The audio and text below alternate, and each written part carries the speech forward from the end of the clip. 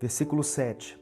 Nação se levantará contra nação e reino contra reino. Haverá fomes e terremotos em vários lugares. Tudo isso será o início das dores. Versículo 9. Então eles os entregarão para serem perseguidos e condenados à morte. E vocês, meus discípulos, serão odiados por todas as nações por minha causa. Naquele tempo, muitos ficarão escandalizados, trairão e odiarão uns aos outros. E numerosos falsos profetas surgirão e enganarão a muitos. Devido ao aumento da maldade, o amor de muitos esfriará. Por causa do aumento da maldade, por causa do aumento da iniquidade, por causa da proliferação do pecado, o amor de muitas pessoas vai esfriar. Nós somos influenciados pelo meio em que nós vivemos.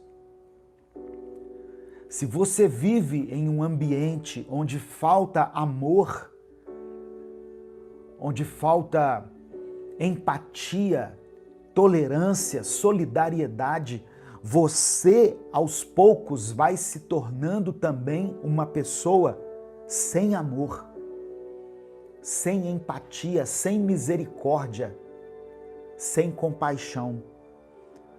Então, por causa do aumento da maldade, o amor de muitos esfriará. Versículo 13, ele nos dá um alento. Ele diz assim: mas aquele que perseverar até o fim será salvo. O que eu entendo aqui é o seguinte: você pode estar vivendo em um ambiente, em uma cidade, em uma nação, onde você percebe claramente que a iniquidade, a falta de amor, a falta de misericórdia, a violência, o ódio tem aumentado de uma forma assombrosa. Mas você aprendeu dentro da palavra de Deus que você precisa ser uma pessoa que ama, uma pessoa que ajuda, uma pessoa que busca não somente o seu interesse, mas o interesse do próximo. Portanto, meu querido irmão, minha querida irmã, persevere naquilo que você aprendeu, persevere nos princípios de Deus, naquilo que você considera ser coluna da sua fé, aquilo que foi recebido de uma forma genuína, quando você chegou ao Evangelho, quando você aprendeu as primeiras verdades da fé cristã. Persevere, porque aquele que perseverar até o fim, aquele que não se deixar corromper por essa maldade, por tantas atrocidades que têm acontecido no mundo, esses serão salvos. E o versículo 14, para encerrar essa leitura, diz: e este evangelho do reino será pregado em todo o mundo, como testemunho a todas as nações, e então virá o fim. Então, Jesus está dizendo que antes que o fim aconteça, o evangelho será pregado em todo o mundo, como testemunho a todas as nações. E somente depois disso virá o fim. Eu sei que muitos países ainda não foram plenamente evangelizados. Apesar de que hoje, com a internet, as autoridades que querem impor uma religião, as ditaduras que querem impor uma determinada religião em um país, com a internet, elas não conseguem controlar isso. Porque, por exemplo, essa mensagem que eu estou declarando aqui, ela, se tiver um sinal de internet em qualquer parte do mundo, em um aparelho celular, essa mensagem chega até uma pessoa. Naquela época, os discípulos tinham que ir até os lugares, pregar o evangelho.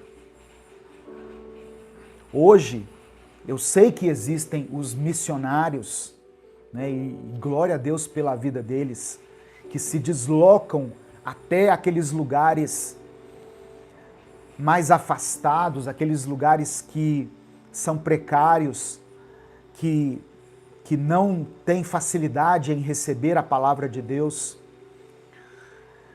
Mas muitas vezes o deslocamento desses missionários, dessas pessoas tão generosas que fazem essa obra maravilhosa, ele pode estar muito mais ligado a levar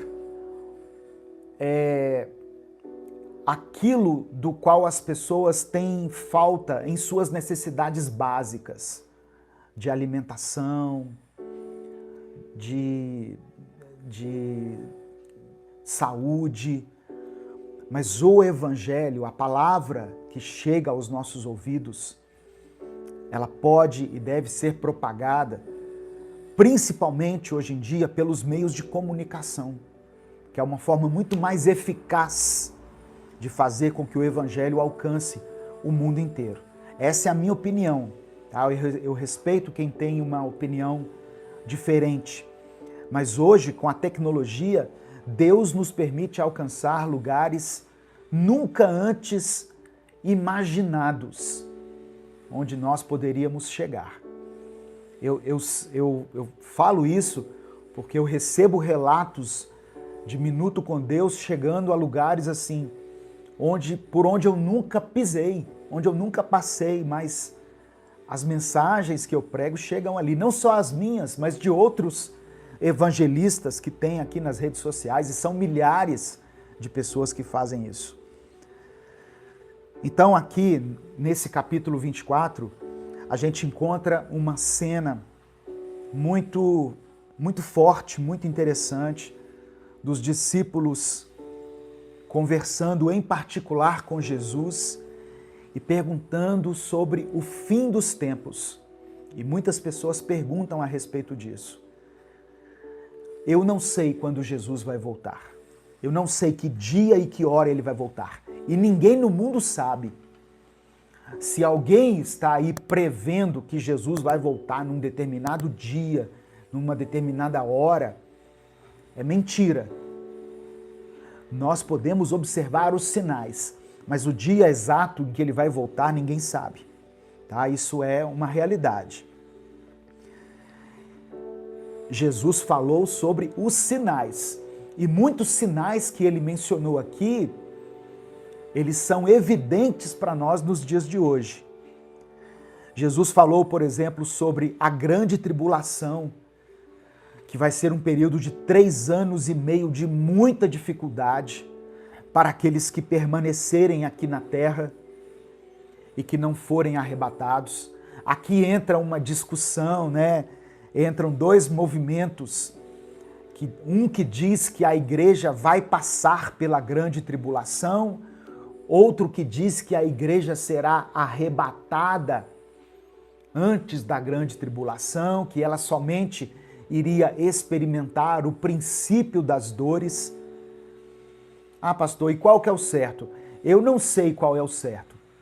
Eu sei que o certo é eu estar preparado para me encontrar com Jesus hoje. Hoje. Todo dia que eu deito, que eu ponho a cabeça no meu travesseiro, eu peço a Deus perdão pelos meus pecados. Eu entrego a minha vida a Cristo novamente e falo, Jesus, se o Senhor voltar nessa madrugada, ou se eu morrer nessa madrugada, que o Senhor me leve. Eu declaro que o Senhor é o meu Senhor e o meu Salvador.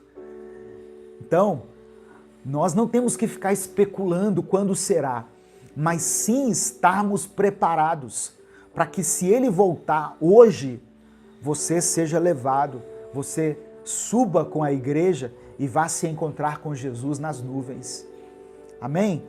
Essa é a verdade. Muita especulação a respeito de datas, a respeito de acontecimentos, vai colocando a nossa cabeça assim em parafuso. Você precisa ter paz consigo mesmo, paz com as pessoas e paz com Deus. E estar pronto para quando Jesus te chamar. Se for na volta dele, amém. Mas se for antes, Jesus de repente cismar de levar você antes aí, e tem pessoas que morrem todos os dias, todo dia morre gente, sabia? Todo dia nascem pessoas, mas todo dia morrem pessoas. Então nós temos que estar preparados. E temos que nos blindar contra esse esfriamento do amor que tem acontecido. Que esse esfriamento não atinja a mim e a você. Que nós continuemos sendo regados pelo amor de Cristo, pelo amor de Deus, que foi derramado em nós pelo Espírito Santo. Porque a iniquidade tem se multiplicado, o pecado tem se multiplicado. Eu não gosto de ver jornais sensacionalistas. Tem gente que vive se alimentando disso todo dia. Eu recomendo a você que pare de assistir esse negócio. Sabe aqueles jornais que só mostram as tragédias, aquelas coisas assim cabulosas? O pai que assassinou a família inteira, e aí eles mostram até as cenas, né, da cabeça cortada. Irmãos, isso não está fazendo bem para a sua mente, para o seu coração.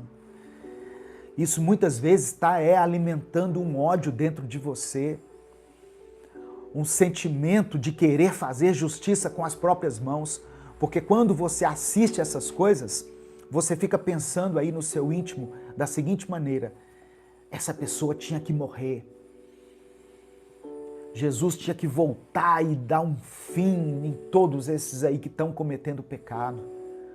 A gente quer que o pecador vá arder no inferno, mas a gente não considera que nós também somos pecadores, que nós também cometemos os nossos erros, as nossas falhas. Para Deus não existe pecado pequeno e pecado grande. Então, pare de alimentar a sua mente com essas coisas terríveis, com essas cenas grotescas, dantescas, que somente perturbam a sua mente. Se encha com a palavra de Deus. Peça a Deus para multiplicar o amor dentro de você, a paciência,